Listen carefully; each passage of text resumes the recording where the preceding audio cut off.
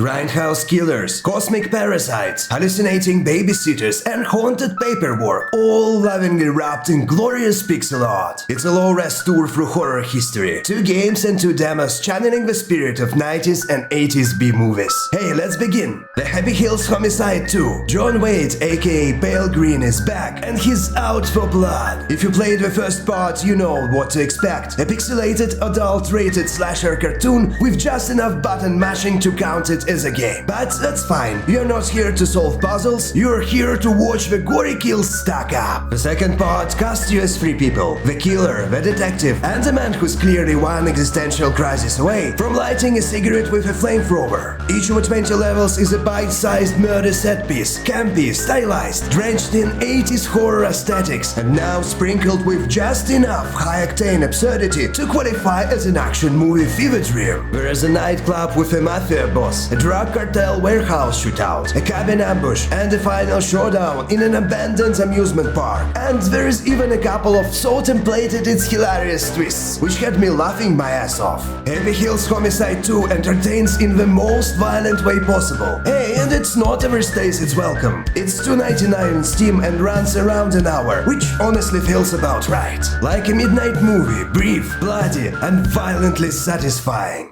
From VHS slasher to cosmic body horror, welcome to Terror at Oakheart. Oakheart is a quaint little town. Hey, until Teddy shows up, a masked killer with unhealthy obsession with saws. But it doesn't stop there. Teddy is just a puppet, hijacked by a Lovecraftian parasite, turning the town in a buffet of grotesque reanimated corpses. It's like The Thing and Slither had a twisted little crossover event, and somehow this monstrosity made its way onto Steam. Gameplay unfolds as a Rails 2D side-scrolling shooter where you step into the shoes of a diverse set of characters, including the final girl Ashley and the resourceful sheriff armed with a gun, shotgun, and a makeshift flamethrower, because obviously nothing says I'm surviving this nightmare like improvising a fire weapon. You'll occasionally play as Teddy himself, committing grisly murders for a nice perspective shift. The game is split into chapters, each one having you explore scenes, solve light puzzles, and unlock new areas, some of which you'll definitely be shooting your way through. Ammo is unlimited, so don't expect any survival horror tension. During combat you can slide to dodge incoming hits, reload your weapons, and you have to manage your health with occasional medkits. Most of the creatures soak up a lot of damage, so you need to unload several clips into them while dodging attacks during reloads. This creates a bit of a difficulty here and there, but nothing too overwhelming. I especially love the creature's design here. The cosmic parasite controlling Teddy reanimates his victims into a whole array of tentacled, sharp-toothed horrors. It's the perfect blend of creativity and grotesque macabre. As I mentioned, greatly inspired by The Thing. And honestly, who doesn't love a good cosmic entity producing bizarre zombies? The game clocks in at around 2.5 to 3 hours, depending on how effective you are at dispatching the monsters. At $7.99, it's not a bad deal, but for the best value, wait for a sale, or enjoy the monster design in a Let's Play if you're skipping the grind. If you're after a brief, violent dive into a world where the monsters are uglier than your last breakup, Terror at Oakheart has you covered.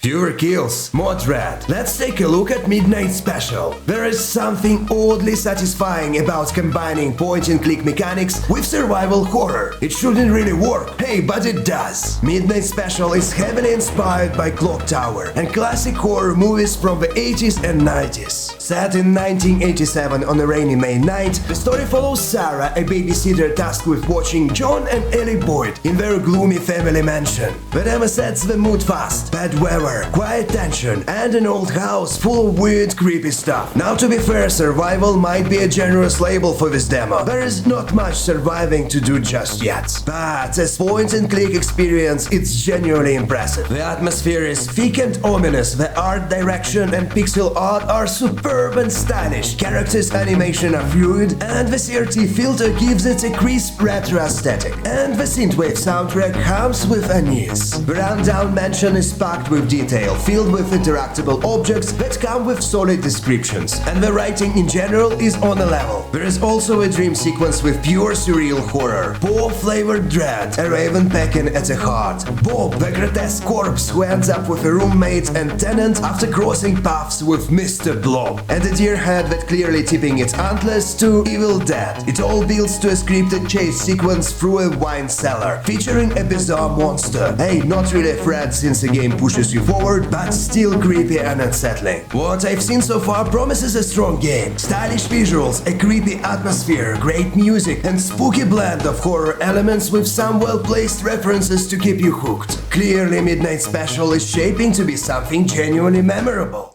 And the bonus entry, Last Report, is a pixel horror demo that traps you in a cabin with nothing but a desk job, a stack of incident reports, and the creeping sense that something is out there. It's the first game by solo dev Monopixel Art, so I'm being gentle but honest. You play as a ranger at a Green Trees National Park, logging incidents by reviewing photos, matching them to written reports, and submitting your findings through an old computer. Hey, illegal hunting, campfires, littering, you know, all the nature crimes. It got like Papers, Please energy, bureaucratic routine, but with creeping dread. Pacing starts slow with a lot of dialogue meant to set the mood, but soon the tone starts to rot. The reports grow stranger, darker, and something that shouldn't be even on file bleeds through. The demo ends with a horror sequence and a couple of jump scares that genuinely made me flinch. Somehow pixel art manages to be quite disturbing, and some of the creature imagery gave me real Jotun vibes from movie The Ritual. The game gets a bit repetitive though. Reading reports and matching images only takes you so far. I kept wishing I could do more. Maybe monitor a trail cam, or leave a desk to check surroundings, just something to break the loop a bit. Still, there is a real promise here, even if it's wrapped in a paperwork and weird fishing violations. Hey, for a debut solo project, it feels good, and I think it's absolutely worth supporting. Well, that's it for today. If you enjoyed the video, please like and subscribe. Cheers, and have a good one.